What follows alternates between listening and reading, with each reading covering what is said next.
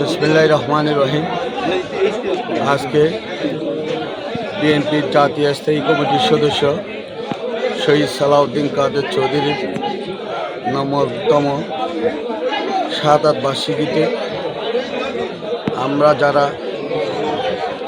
রাঙ্গুনিয়া উপজেলা থেকে ওনার কবর জিয়ারত করে আমরা সবাই রাঙ্গুনিয়ার নেতৃবৃন্দ সহ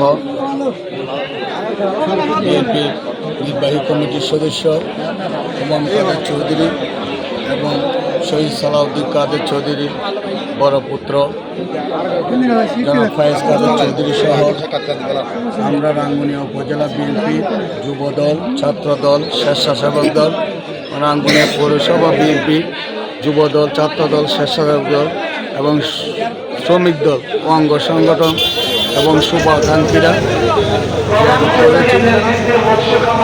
কবর জিয়ারত করে আমরা সবাই আবেগে আপ্লুত হয়ে গেছি। যেহেতু দীর্ঘ ৯ বছর পর আমরা সবাই শহীদ সালাউদ্দিন কাদের চৌধুরীর কবরে স্বাধীনভাবে আমরা এসেছি। দীর্ঘদিন যারা কবর জিয়ারত করতে এসেছে তাদেরকে হয়তো ফজরের নামাজের আগে আসতে হয়েছে, নাহলে মধ্যরাতে আসতে হয়েছে, ওনার কবর জিয়ারত করে সুরের মতো চলে যেতে হয়েছে। মহানব্বুল আলমিনের কাছে আমরা শুকরিয়া জ্ঞাপন করছি যে আজকে আমরা সবাই চট্টগ্রামবাসী এবং বাংলাদেশের ইসলামী মূল্যবোধের সকল নেতৃবৃন্দরা আজকে যে স্বাধীনভাবে এসে এই কবর জিয়ারত করতে পেরেছেন, মহানব্বুল আলমিনের কাছে শুকরিয়া জ্ঞাপন করছি। এবং সাথে সাথে আমরা যারা শহীদ সালাউদ্দিন কাদের চৌধুরীর রাজনৈতিক সাথে অনেক পুরনো দিনের শুভাকাঙ্ক্ষীরা পর্যন্ত আজকে এই কবর জিয়ারত করার জন্য এসে গেছে। আজকে মনে হয় যে চট্টগ্রামে নয়, রাউজানে একটা ঈদের মতো উৎসব হয়ে গেছে।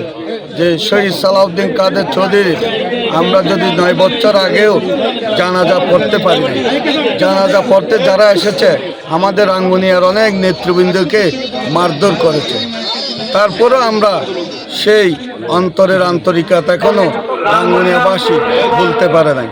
ইনশাল্লাহ আমরা আজকে ওনার কবর জিয়ারত করতে এসে আমরা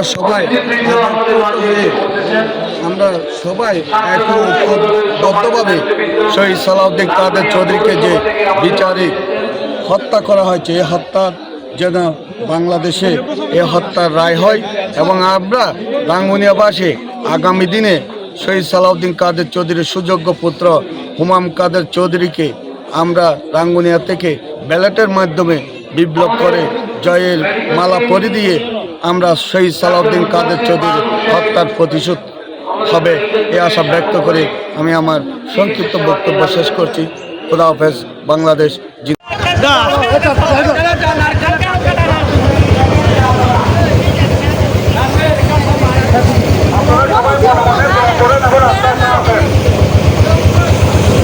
আস্তে আস্তে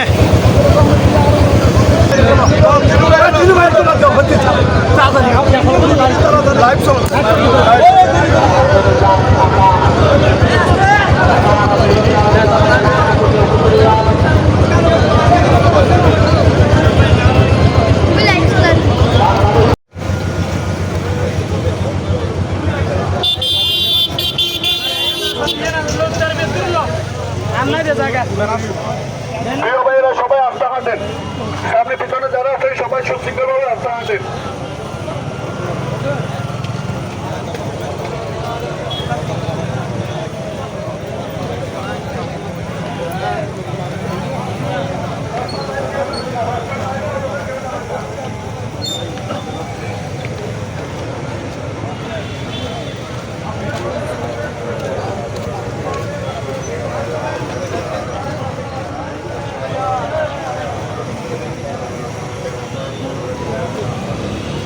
এই একটু তাড়াতাড়ি তাড়াতাড়ি হাঁটেন না, মাঝখানে গিয়া হয়ে গেছে, তাড়াতাড়ি।